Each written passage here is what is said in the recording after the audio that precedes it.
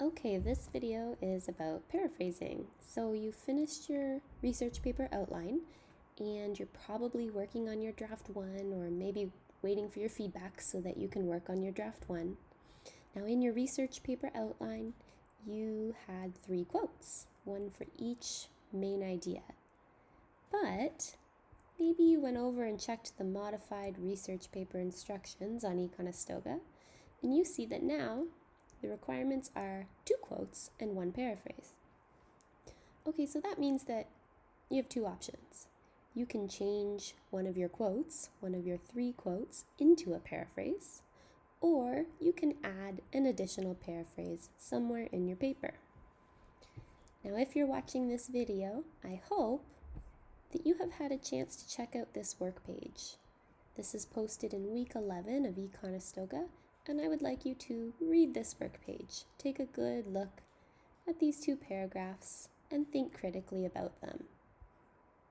Now the answer's at the end there, but take your time with it. Okay, so now you want to add a paraphrase to your research paper. How do you do that?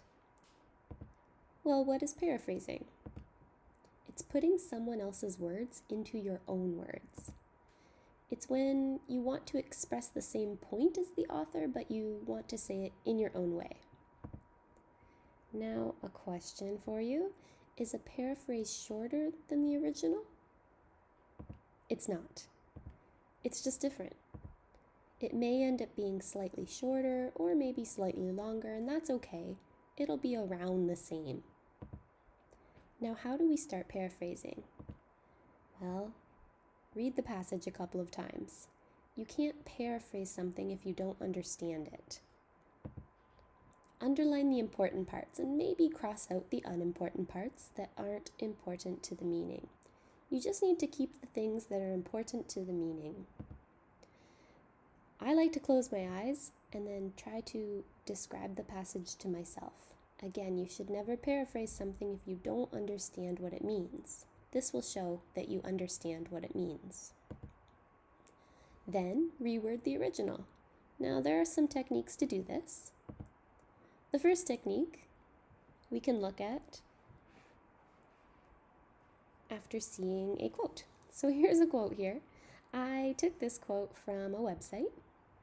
I went here to this university website and it talks about online learning, and I like that part right there. So this is a quote. I've put my in-text citation on there, but I want to paraphrase this quote. So my techniques. Technique number 1 is synonyms. Take a look at those important words that you underlined. Do you know any synonyms for any of those words? Do you know a synonym for online course? Or do you know a synonym for face-to-face course? Or do you know a synonym for equivalent? Let's think about it. Online courses. Maybe I could say electronically delivered courses. That's a synonym. Or demanding. Maybe I could say challenging. That's a synonym. Or face-to-face courses. Maybe instead I could say in-person courses. That's a synonym. Or how about equivalent? I could say the same. It's a synonym. So I know some synonyms for some of these words. But I should also think about word forms. Are there any words here that I know other parts of the word family for? Do I know another word form for academically? Maybe I could say academic. Or how about demanding? Maybe I could say demand. Okay, so I know some word forms. I should think about synonyms. I should think about word forms. I should also think about word order. Can I switch the word order of any of these?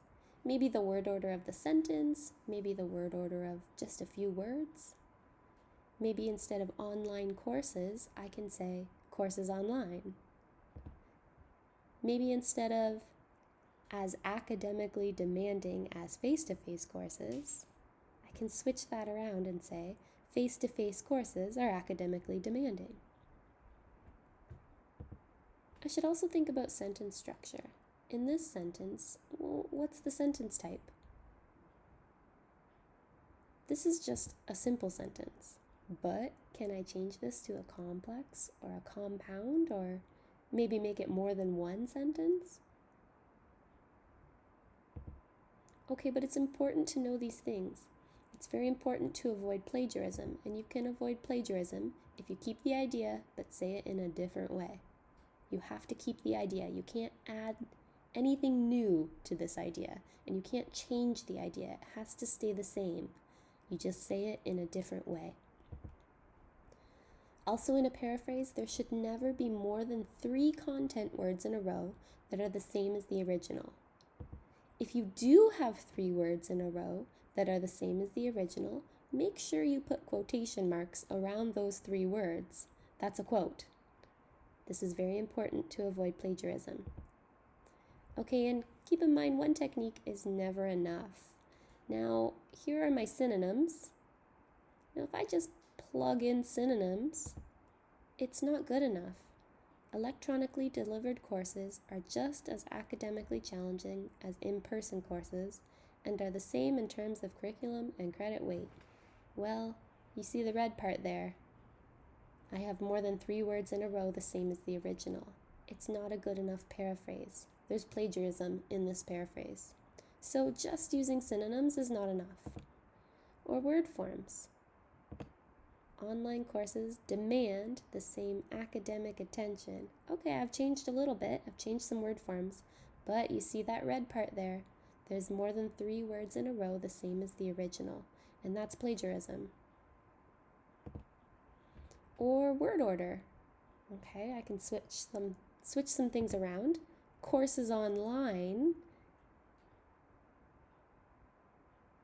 and face-to-face courses are both academically demanding, but we see the red part there, and there's more than 3 words in a row the same as the original, and that's plagiarism.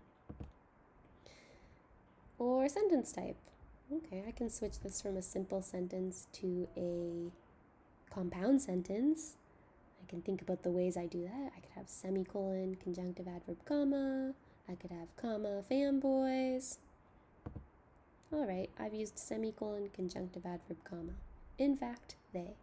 However, by doing this, it's not enough because there's more than 3 words in a row the same as the original, and that's plagiarism. What I should do is think about all the techniques. I should think about synonyms, word forms, word order, and sentence structure. And only then will I have a good paraphrase. Courses taken online demand the same academic attention as in-person classes. In fact, the curriculum and weight of the credit are the same. This is a good paraphrase. I've applied all the techniques. I have a citation on there. There aren't 3 words in a row the same as the original, and I've kept the main idea. I haven't added anything, and I haven't changed anything. Just the words, just the way I express it. This is a great paraphrase. And there's so many ways I can do this. If I play with those techniques, there are infinite possibilities. All of these say the same thing. They keep the same idea. They just say it in a different way. Okay, so you try. I have a quote here that I took, again, from this website right there. There it is. Put a citation on there. You try adding a paraphrase. Now, don't forget to add your in-text citation when you put a paraphrase, and don't forget to add a reference.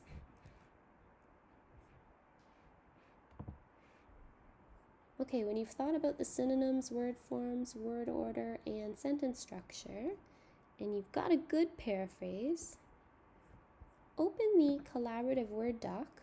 You should have received a link in your email. And you can read that first part. But what I want you to do is just copy paste or write your paraphrase into this document. That way I can check it for you and your classmates can see all the different ways to say that thing. If you really don't want to contribute, just erase your name, no problem. When you're done, try paraphrasing an idea from one of the sources that you can use to back up a claim in your paper.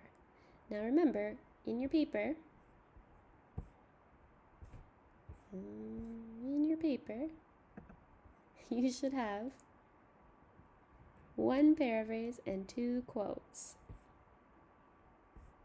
Okay, so you already have 3 quotes. What you can do is you can turn one of your 3 quotes into a paraphrase, or you can just add another paraphrase somewhere in your paper. It's up to you. On Friday in the Zoom session, if you want me to check your paraphrase that you did from one of your sources, I can check it for you. Okay, and that's paraphrasing. Good luck.